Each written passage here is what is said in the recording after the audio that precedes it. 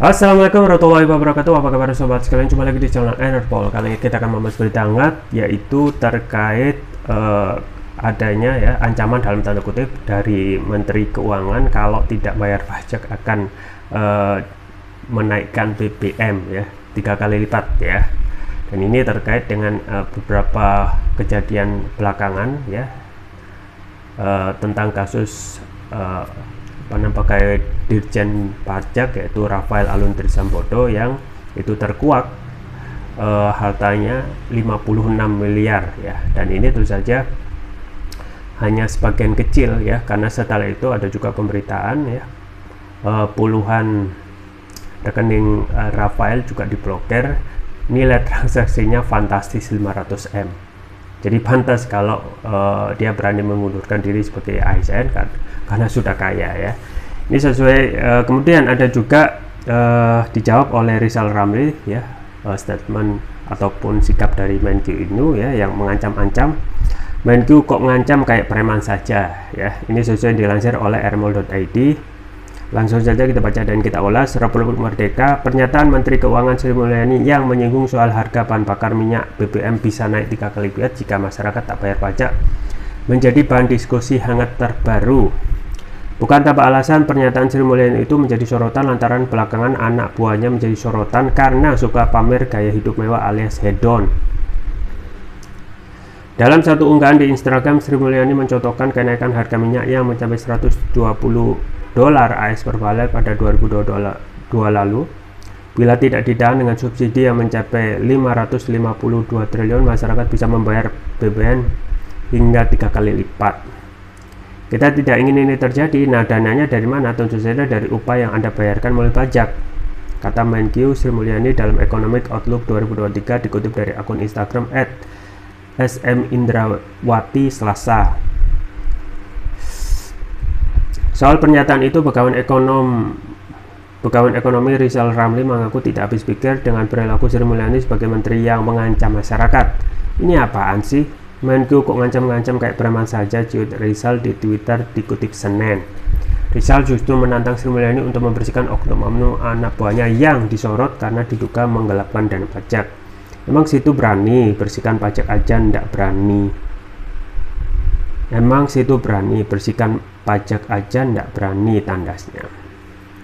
Ya, sobat sekalian, itu ya terkait dengan kasus pajak yang menimpa pegawai ya Dirjen Pajak Rafael Alun Trisambodo, dan seperti biasa ini membuka atau sebagai whistleblowing ya, sebagai whistleblower untuk terkuak bobroknya ya, memang tidak semuanya ya, tentang pegawai Dirjen Pajak ya yang bergaya hedonis ya.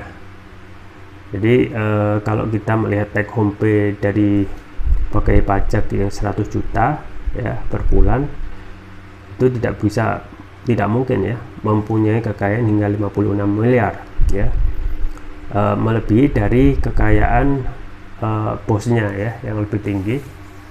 Dan ini menjadi ancaman ke depan ya, terkait aksi dari rakyat yang kemungkinan akan menimbulkan ketidakpercayaan publik terhadap kinerja Menkyu ya. Bagaimana mungkin ya semuanya itu terungkap kalau tidak ada kasus. Nah, ini kan serius, padahal dari dulu hingga sekarang ya kasus tentang manipulasi pajak itu sudah sejak lama gitu ya, tetapi tidak pernah ada yang namanya ya niatan untuk membersihkan perilaku anasir-anasir jahat dalam mengemplang pajak ya. Dan memang kelakuan para mereka yang melakukan pengemplangan pajak ini bisa diduga ya efek gunung es ya.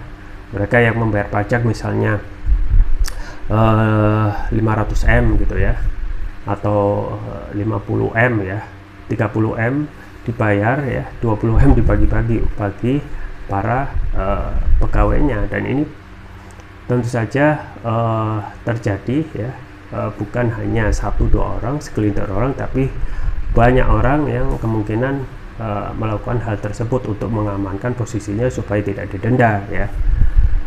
Dan inilah ya dalam sistem saat ini ya, demokrasi sekuler yang tidak ada ya integritas manusia untuk menjalankan fungsinya sebagai pejabat yang baik untuk menciptakan good governance dan clean government ya. Kalau dalam Islam itu memang dalam sistem yang saat ini hanya nihil gitu ya, untuk bisa menciptakan ketakwaan individu ya. Bagaimana mereka misalnya berpikir untuk menikmati harta yang tidak halal ya, padahal harta itu yang akan dinikmati oleh keluarganya ya, anak istrinya, dan pasti akan dipertanggungjawabkan di yaumul akhir gitu ya. Dan ini tidak pernah disinggung ya. Dan kita ketahui dalam undang-undang pasal tentang pembuktian terbalik itu sudah dihapuskan, jadi klop gitu ya. Jadi hanya ngomong-ngomong saja ya, bahwasanya memerangi yang istilah tentang korupsi, tetapi perilakunya